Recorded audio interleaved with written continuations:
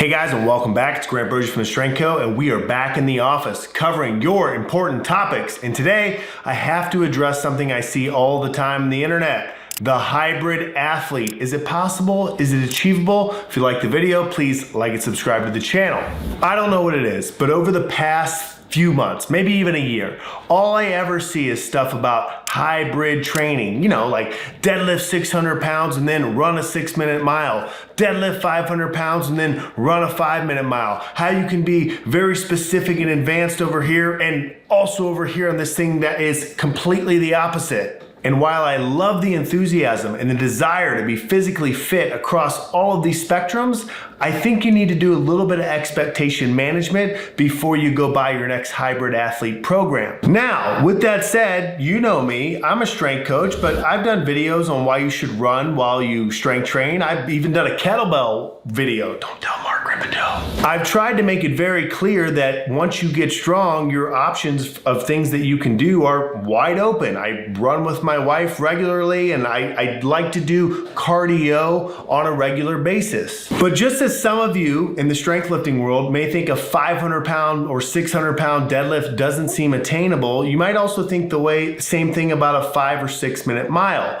And so what I want to tell you is that these things are kind of extremes. Now, while I'll make the argument that if you're a young, healthy male, you can definitely get your deadlift up to 400 pounds, I do understand that it takes training, it takes time, it takes focus. Now, the reason that we make the majority of our videos and talk the most and create items that promote strength training is because strength training is the most bang for your buck in the gym. The reason I get upset when people won't do the program and say, Grant, you're making it too simple by just saying add 5 pounds each time is because I've coached tons and tons of people and most of them won't just show up and do that. And if you're weak, the best use of your time is to get stronger because it'll positively impact all other areas of physical fitness in your life. But what I want you to be cognizant of is if you are getting stronger and you're running the program, you're actually adding 5 pounds, you're actually showing up 3 times a week, you're actually eating enough. It doesn't mean you have to gain a whole bunch of weight. Don't put words in my mouth, but you're actually eating enough and you're building muscle.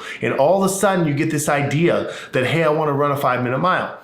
Is this possible? Yes, it is. Do you need to be a genetic freak?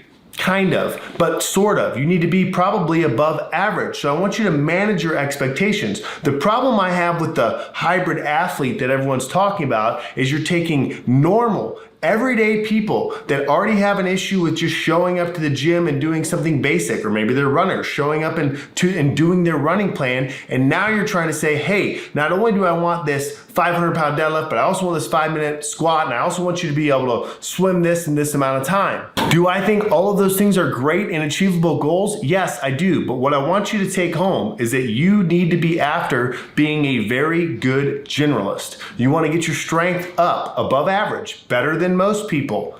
You want to get your muscle mass up above average, better than most people. You also want to maintain a conditioning base. You want to be able to go out and run 2 miles if you need to, or walk up a hill to get groceries, or whatever. You don't want to be so specific on strength that you miss out on the other benefits, and vice versa. This is the problem with our runners and our cyclists. They're so scared to put on any weight. And it's like, hey, don't be so afraid of that. This is the problem with our powerlifters and our weightlifters. They're so scared to lose any weight. Oh my goodness, what if I go down from 220 to 210? My squat will lose 10 pounds. Hey, you shouldn't be so concerned of just the numbers on the weight, on the bar, or just how long it takes you to run some distance. You should be focused on how to be physically fit as you age. Again, all of this is geared towards the normal person. I understand there are freaks of nature out there. I get it. I watch it. I see it all the time. Let me tell you,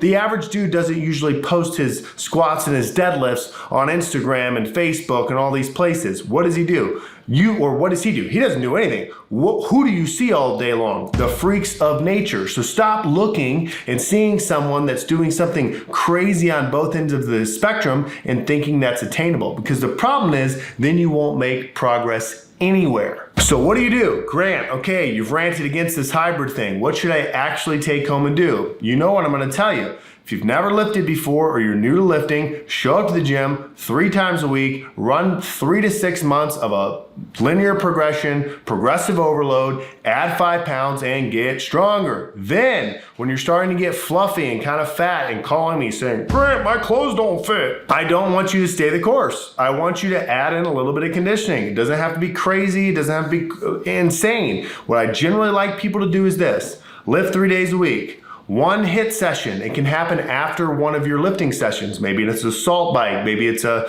med ball throw, maybe it's a hammer swing, maybe it's a rower. There's a bunch of sprints, a bunch of different options, but 1 day of that. And I'm talking like 30 seconds on, 1.5 minutes off, 5-6 rounds at the end of a weightlifting thing. Spike your heart rate up really hard, let it come back down. And then second, go do some type of physical activity. If you live in California, maybe you're a surfer. Go surf, go hike, go do something fun. Spend an hour, get your heart rate up. Go for a jog with your kids, with your family. Go do something fun that elevates your heart rate for some long extension of time. Then, now you have 5 things to do each weight.